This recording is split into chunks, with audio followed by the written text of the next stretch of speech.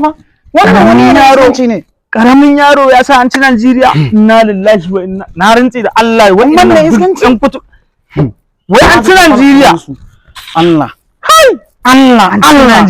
Allah mai shagon in ba ya kulle ma shago ba dan iska nake yana sa an kulle shagon kai uban ba surutan me kake kana gana an ci Najeriya ka zo kana ta wani kumburan banza kana wasu maganganu an ci Najeriya kai baka kishin kasan ka ne kai ba dan kasa na gari ba ne ka ce mene kishin mene kai baka kishin kasan ka ne an ci Najeriya kai ko dan irin damuwan nan baka ya Najeriya kan uwarta Najeriya ba dan kasa na gari ba ne dan cikan na su wanda kai na buga malu da yanda tsafka mace mugun dan iska ne da kake gani na ada kan wani ne tuban mu ba ruwa da iskancin da kai kankare na mutane ba ana ta ciki yanzu kana ta kwallo ka duba ba me yake ne wata kwallo amma ma tambaye ka dan Allah ina son in maka tambaya dan Allah dan annabi da dan kwallon Najeriya da sojan Najeriya uban wa ya fi maka amfani soja daya tsakaninka da Allah sojan Najeriya da dan kwallon Najeriya wa ya fi wani irin albashi nawa ake biyan dan kwallon Najeriya albashi a wata ko a sati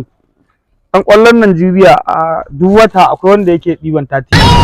miliyan dan sojan Najeriya kurta fa nawa bai wuce 50,000 ba 50,000 mutum na can yana fama a 50,000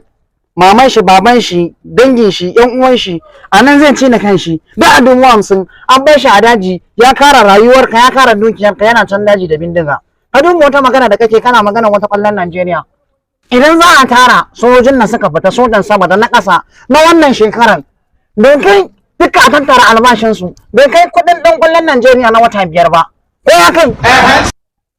bai kai ba ko tsakaninka da Allah barin maka wata tambaya tun daga hawan mulkin Baba Buhari zuwa yanzu hawan Tinubu tsakaninka da Allah an kashe sojoji ya fi mutum 10,000 ka taba kishi ko ka taba jin haushi baka taba ba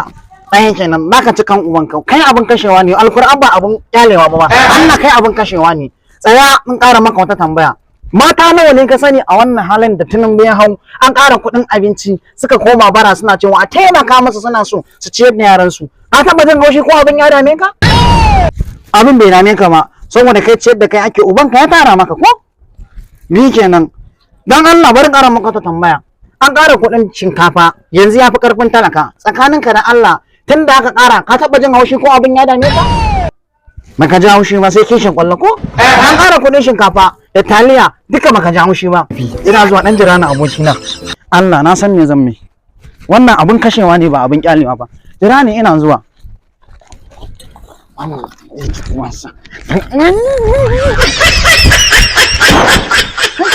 ka kama yaran kan uwanka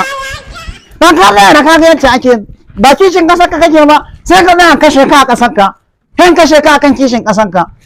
mutane bari ku jin gaya muku duk dan iskan da ya zo wai kuna wannan halin a wannan lokacin ya zo yana ce muku wai kishin ƙwallon Najeriya kaza kaza idan akwai adda a hannunka ko kuma akwai gatari ko akwai itace samu shege ka buge shege ka kashe shege ko ka kashe shi ko a gurin Allah ba wani cikakken bara muku wani cikakken hisabi ba yan iskan banza iskan kudi